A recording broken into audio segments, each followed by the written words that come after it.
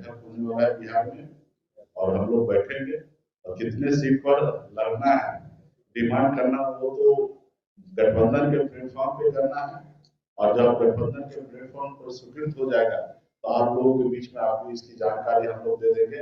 हम लोग बहुत ही कंफर्टेबल है, हमारे पास 243 सीट है और हम सब मिलकर मजबूती से 243 पे लड़ेंगे और सब सीट पर जीत हासिल करेंगे और बिहार में तेजस्वी प्रसाद यादव जी के नेतृत्व में हम अपनी सरकार बनाएंगे।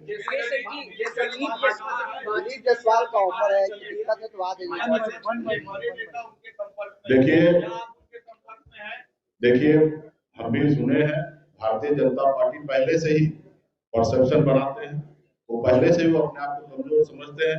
उनको पता है कि मेरे नैया पार नहीं लगने वाला है 2020-25 में। ये नैया को अगर कोई पार लगा सकता तो सनत मोहल्ला ही पार लगा सकते, तो इसलिए वो लोग हमारे इंतजार कर रहा है। मैं वहां पे जाने वाला नहीं हूँ। और दूसरा उनका एक और परसेप्शन है कि अपने गठबंधन के सहयोगी को सीट नहीं देना, खास करके चिराग पासवान जी को, मांझी जी को, उपेंद्र जी को, ताकि उनको ये हमेशा बताते रहेंगे कि सहनी जी हमारे साथ आ रहे हैं, इसलिए थोड़ा कम सीट वहां पर एडजस्टमेंट कर लीजिए। तो मैं चिराग पासवान जी को भी मैं कहना चाहूंगा आपके माध्यम से कि आप मजबूती से अड़े रहिए। आपका पार्टी का कम से कम एनडीए गठबंधन में 50 सीट मिलना चाहिए। और आपको अगर कहे कि मुकेश सहनी आ रहे हैं तो इस बात पे विश्वास नहीं कीजिए।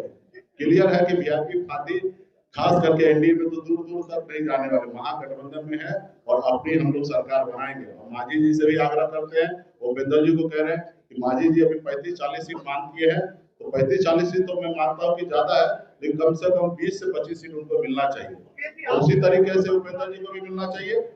और हम लोगों के पास कोई दिक्कत नहीं है, हम लोग मजबूती से लड़ेंगे। 60 पर अरे हैं, 60 पर अरे हैं या कोई कॉम्प्रोमाइज होगा?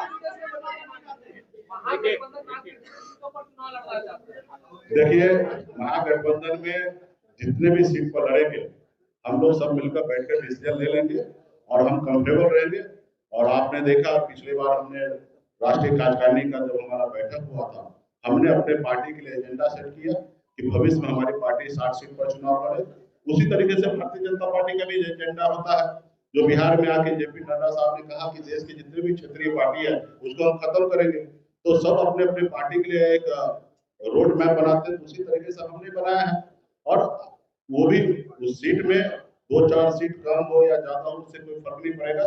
हम मजबूती से महागठबंधन लड़ाई लड़ेंगे, गरीब पिछड़ा दलित सभी समाज के हर वर्ग के लिए लड़ाई लड़ेंगे। और आपको तो आपने देखा कि मेरी लड़ाई जो है दिल्ली के सरकार से आरक्षण की लड़ाई है, जिसके लिए मैंने सब चीज को त्याग दिया। मंत्रिमंडल हमारे छीन लिए गए, हमारे विधायक ले लिया गया, और फिर अभी कुछ किस मुंह से वो लोग हमको बुला रहे हैं, हमको उनपे तरस आ रहा है कि इतना सब चीज करने के बाद भी वो अभी भी मेरे इंतजार कर रहा है। तो ये कहीं ना कहीं उनको दर्शाता है कि राज्य में वो लोग कमजोर है।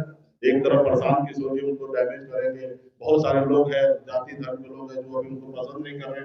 20 साल पुराना सरकार है और नीतीश जी के नेतृत्व से निश्चित तौर पे सब लोग परेशान हो चुका है कि अभी क्या युवा सरकार चाहिए, और युवा सरकार हम ही लोग देने वाले हैं। तो इसलिए मजबूती से महागठबंधन में हम लोग सरकार बनाएंगे। कल की जो बैठक होगी वो इम्पोर्टेंट होगी आपके भविष्य के बारे में भी, क्योंकि मुख्यमंत्री का चेहरा हमारे भविष्य का लिए छोड़ दीजिए, डिप्टी सीएम का भी चेहरा तय होगा। हम लोगों के लिए अपने भविष्य का चिंता नहीं है। अगर भविष्य का चिंता होता तो भारतीय जनता पार्टी का बात मान के हो सकता है सीएम का चेहरा होता, लेकिन हम अपने भविष्य का चिंता नहीं करते। हम अपने विधायक को तोड़वा लिए, पार्टी तोड़वा लिए, हम मंत्रिमंडल से बाहर निकल गए। हमारी फिक्र जो है सिर्फ बिहार का हर युवा, हर किसान, हर मजदूर का फिक्र है कि अपने राज्य को छोड़कर दूसरे राज्य में उसको जाना ना पड़े, अपने राज्य में काम करे, यही हमारी फिक्र है।